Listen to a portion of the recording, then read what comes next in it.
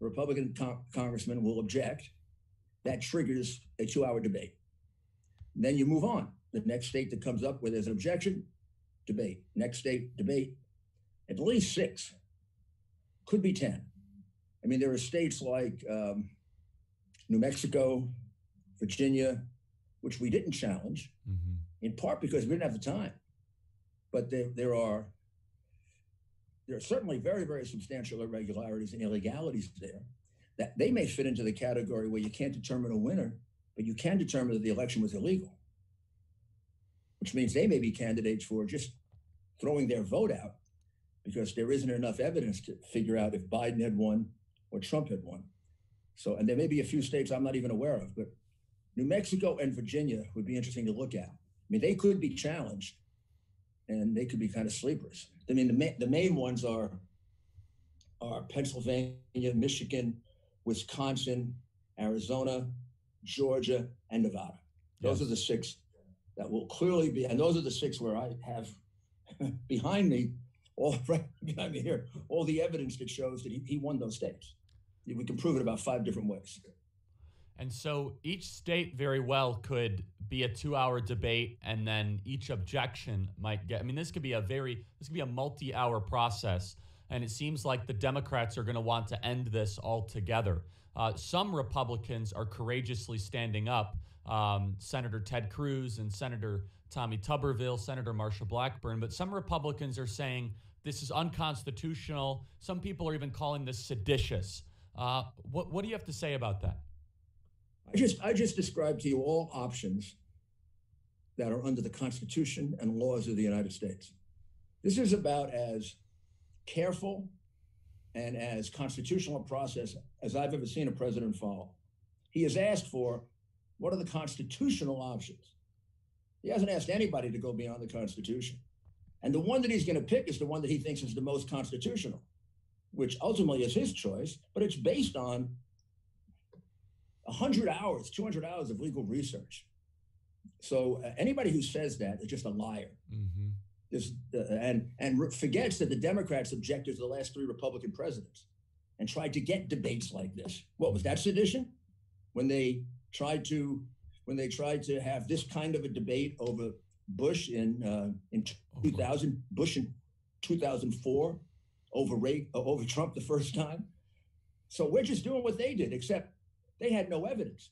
We have the kind of evidence that I find stronger than when I prosecuted cases as U.S. attorney. I mean, it's very powerful evidence. Some of it's on television. Sure. We can prove Georgia. We can prove he won Georgia, and we can put it on television and show you. We can show you them counting 30,000 illegal ballots because nobody was present, and then turning the 30,000 into 138,000 because they counted them multiple times. And we have the printout and the film. I mean, that should decide Georgia without anything else. Yeah, and the amount and we're supposed to give up that challenge. I'm supposed to say, oh, have Georgia, even though I have on television that you stole the 130,000 votes in Georgia, which means Trump won by 110,000. So in closing, Mr. Mayor, can you tell us why the state legislatures have been so kind of inactive on this? They have so much power. A lot of them did not even call special sessions in December. Arizona, for example, where we are right now, the leader of the Arizona House has been totally feckless, horrible. Why? Bowers. Remember his name? Brady Bowers or something. Yeah. He may be the sole reason, along with the governor, who should join another political party, Kent, who's a disgrace. I mean, the reality is the state legislatures were good and bad. The state legislatures are the only places they gave us a hearing with the younger members who are very strong, loyal Republicans and put the Constitution first. So we have the reason we got all this evidence out is because of Michigan, Georgia, Arizona legislature has been terrific. That's where we got the evidence out. I know, particularly because I followed Arizona and Georgia the most, they're just a few votes away from decertifying or maybe even certifying. In each case, it's the leadership that are being cowards, including in Pennsylvania. There are the 2 leaders of the House and the Senate are blocking what could be a majority to really qualify Trump, because they have the evidence. He won Pennsylvania by over 400,000. It was not even close. It's a disgrace what they're doing in Pennsylvania. He has the votes. He just has two leaders who are afraid. And it stands to reason, Charlie. The leaders get into the establishment. They make deals. They're making deals with Democrats all the time. They're making deals with businesses all the time. I think you get a much purer read when you talk to the regular members. And it's interesting. The newer the member, the more outraged he is by this theft.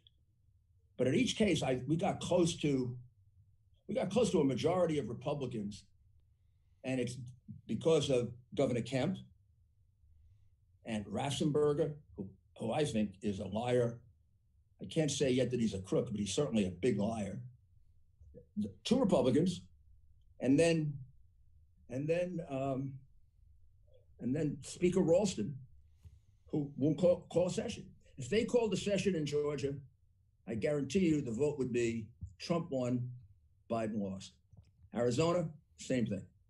And why the governors don't allow their legislatures just to do it.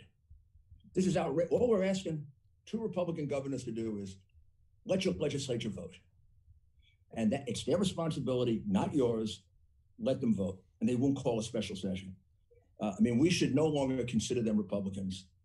And we should, in the right spirit, we should write down the names of all these senators who aren't supporting us and have serious consideration as to whether they really belong in the Republican Party.